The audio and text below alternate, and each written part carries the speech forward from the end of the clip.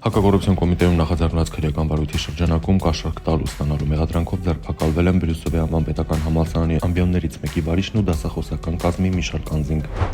Քննչական կոմիտեում փաստական տվյալներ են ձեռք բերվել այն մասին, որ մայիսի 12-ին բլոգեր Արտակ Ավետիսյանը օգտագործելով տեղեկատվական եւ հաղորդակցական տեխնոլոգիաները Facebook-յան իր էջում հրապարակված տեսանյութի ընթացքում կատարել է ատելություն, խտրականություն, անհանդուրժողականություն, թշնամանքերը հարելու եւ քարոզելու վերաբերյալ հայտարարություններ։ Նա ձերբակալվել է, կալանավորվել 1 ամսով։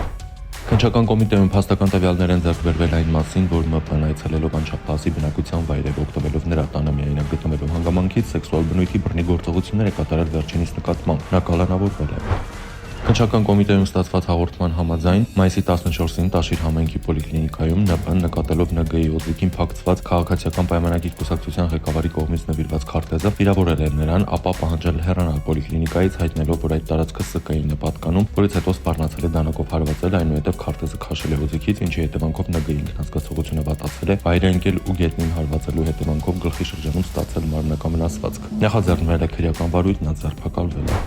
Մայիսի 14-ին ահազանգ է ստացվել, որ կտրաստակած վերքերով բուժօգնության է դիմել Էջմիածնի բնակիչ 15-ամյա մի պատանի։ Ձերբակալվել է Էջմիածնցի 18-ամյա 2 երիտասարդ։ Պարզվել է, որ Կոտայքի մարզի Նոր Գեղի գյուղի բնակիչն ու նրա ընկերները Էջմիածնի Վազգեն առաջինի փողոցում վիճաբանել են բուժօգնության դիմաց եւ արդեն ձերբակալված երիտասարդների հետ, որի ընթացքում էլ Նոր Գեղի բնակիչը դանակի մի քանի հարված է հասցրել 15-ամյա պատանուն, իսկ 18-ամյա Էջմիածնցին մեկնակային ատրճանակով 2 անգամ կրակել է օդ։ Մայիսի 6-ին տեղեկություններ են ստացվել, որ բժշկական կենտրոն բուժօգնության է տեղափոխվել մի երիտասարդ, պարզվել է, որ վիրավորը Երևանի բնակիչ 23-ամյա Արնոն է, ով վնասվածքը ստացել է նորնորքի 4-րդ զանգվածում գտնվող թիվ 150 դպրոցի մոտ վիճաբանության ժամանակ անհայտ անձի կողմից դանակին նմավող առարկայով հարվածներ ստանալու հետևանքով։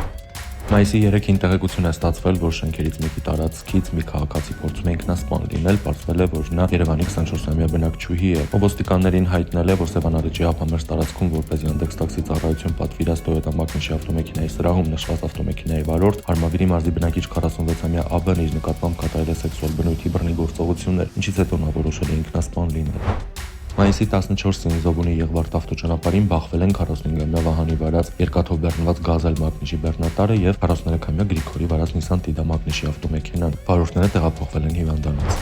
Մայիսի 14-ին BMW Մագնիշի ավտոմեքենան Երևանի Դավթաշեն վարչական շրջանում դուրս է եկել երթևեկելի գոտուց, բախվել բնակչի տան տարածքում տեղադրված երկաթեսյանը, կոտրել այն, ապա կոտրել ծառի մի հատված եւ կողաշրջված հայտնվել բնակչի տան մուտքի դիմաց։ Բախվելով պատուհանին ու երկաթե դարպասին տուժածներ չկան։ Մայիսի 14-ին Երևանի Թամանցիների փողոցում բախվել են Mercedes Maybach եւ Nissan Magnus ավտոմեքենաները, տուժածներ չկան։ Համշանի տեղեկություններով Mercedes Maybach-ը պատկանում է Հայաստանում հայտնի Spyka ընկերության տնօրեն Դավիթ Ղազարյանին, ով Թարիփային ավտոմեքենայում չի եղել։